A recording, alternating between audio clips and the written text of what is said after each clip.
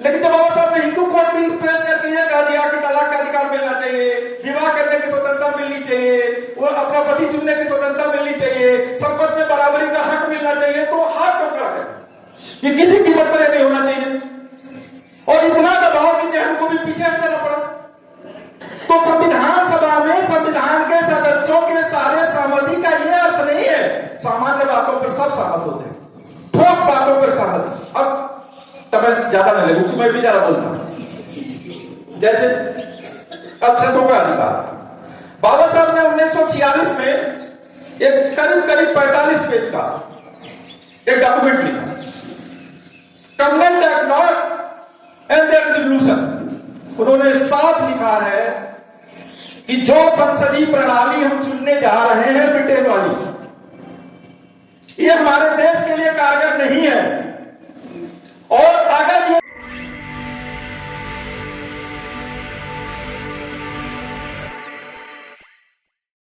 देखिए, मैं डॉक्टर अंबेडकर का अनुयायी हूं या उनके विचारों को मानता हूं, इसलिए नहीं। अभी इस देश में मुझे कोई ऐसी समस्या नहीं दिखाई दी है ठोस,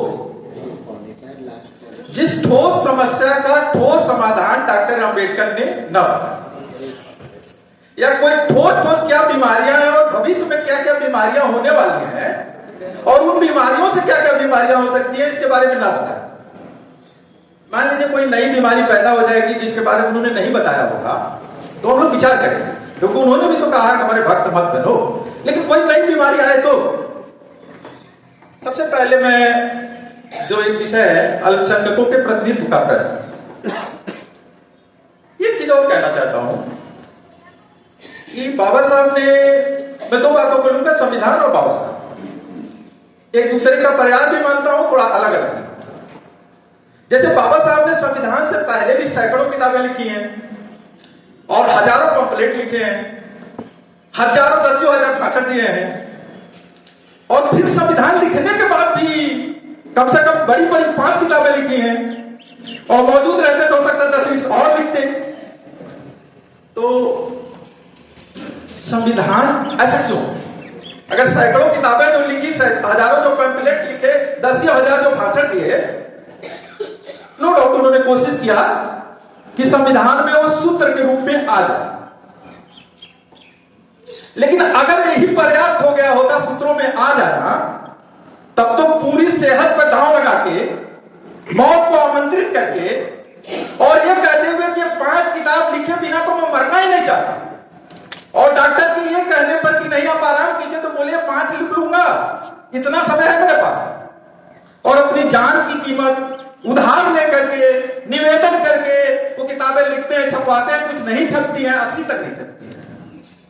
तो मैं ये जरूर आग्रह करूंगा कि जब हम संविधान पर बात करें तो उसके पहले पर भी, उसके बाद पर भी, और उसका कितना संविधान में सूत्रबद्ध है और क्या नहीं खोला गया, इस पर भी बात करें। एक छोटी और बात, समय बहुत कम है, 10 मिनट। जब हम बोलते हैं कि हम सभी को अच्छा बनाते, सब आदमी सहमत है, सामान्य बात और सूत्रों में कही हुई बात पर सहमति में कोई दिक्कत नहीं होती। लेकिन जब हम कहें कि हम सब समान, ऐसा मान लेंगे, लेकिन कोई समानता के व्यवहार के लिए कहें कि आप चाहे मुख्यमंत्री हैं, चाहे आप प्रोफेसर हैं, और चाहे बड़े आदमी हैं, खाने की लाइन लगी हुई है, शराब भी लग जाएगी, हमारे यहाँ को ठेस पहुंच जाएगी।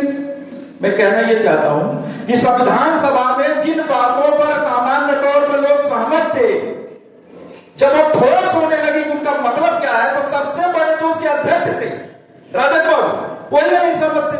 जैसे पेज दर पेज लिख दिया गया कि महिलाएं पुरुष के बराबर हैं, हर मामले में बराबर है, सब न्याय मिलना चाहिए।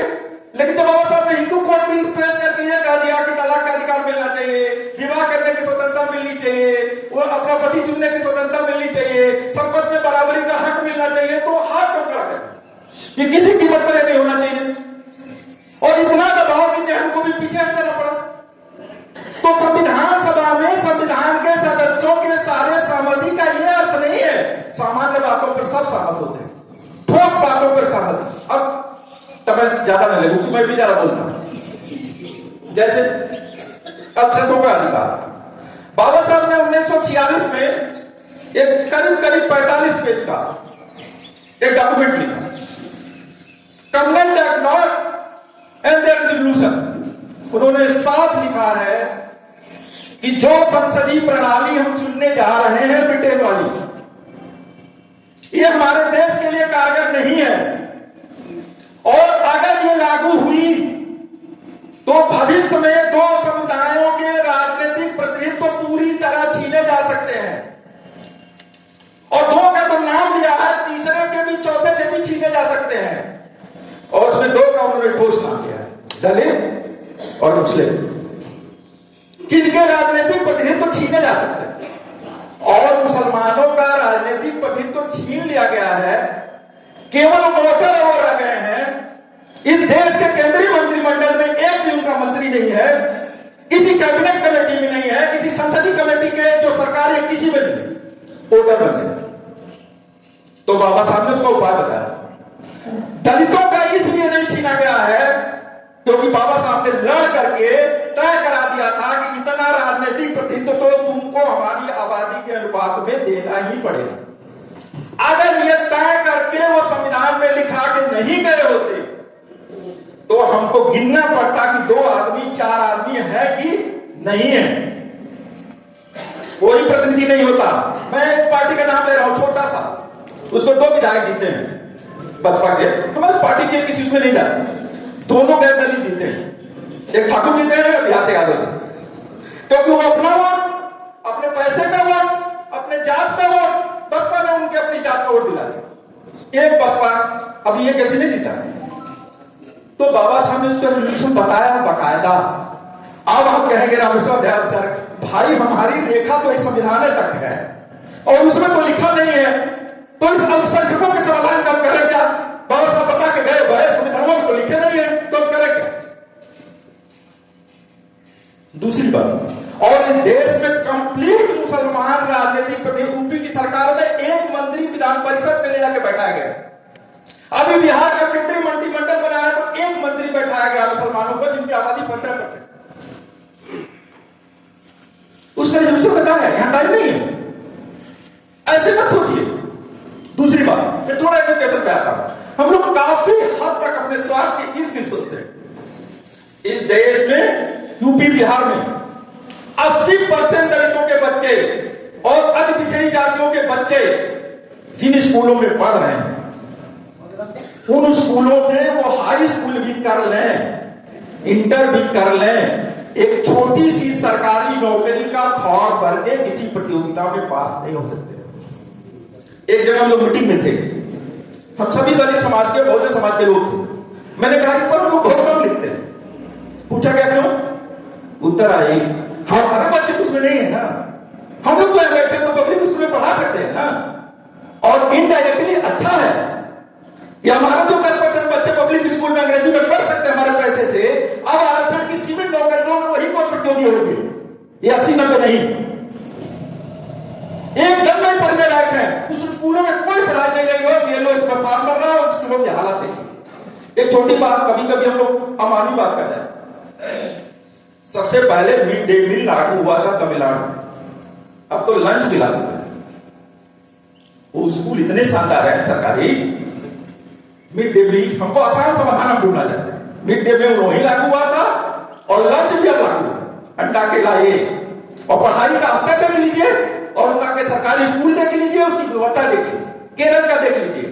हम बड़े आसानी से सोचते हैं मिड डे मील के चलते गए। अब एक दूसरी बात छोटी सी और,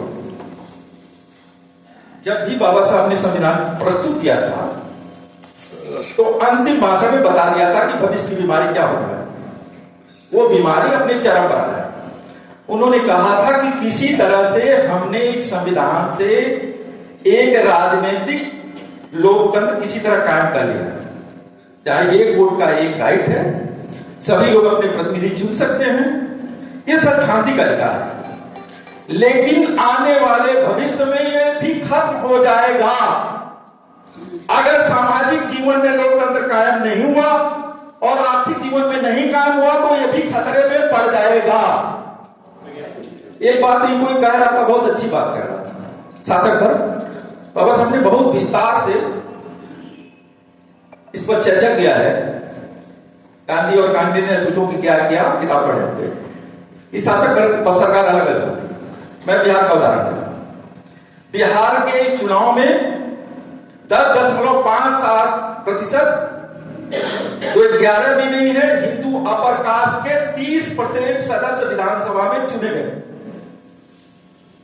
और केंद्रीय मंत्रिमंडल में उनकी हिस्सेदारी जो मंत्रिमंडल बना है उसमें 30 से भी ज्यादा ऊपर है। शासक दल वो होता है जिसके पास खेत होता है, जिसके पास फैक्ट्री होती है, जिसके पास उच्च शिक्षा होती है, जिसके पास मीडिया होती है, वही शासक दल होता है। और जो नई गुलामी बनी है जिसके हम लोग बात करते हैं, हम लोग अर्थशास्त्र से बात करने से गुलामी से मुंह मोड़ते हैं। 1% लोग इस देश की सारी संपत्ति के 40% पर 1% लोग कब्जा कर लिए। क्या 1% लोग कोई जाति नहीं है? कितने दलित हैं इसमें, कितने आदिवासी हैं इसमें, कितने और पिछड़े हैं इतने, और कितनी महिलाएं हैं इसमें, और कितने मुस्लिम हैं इसमें।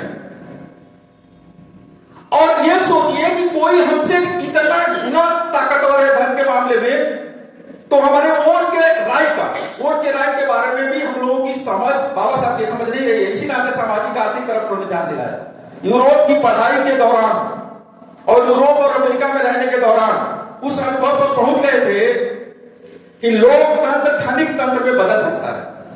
धनिक तंत्र में बिहार में क्या हो रहा है?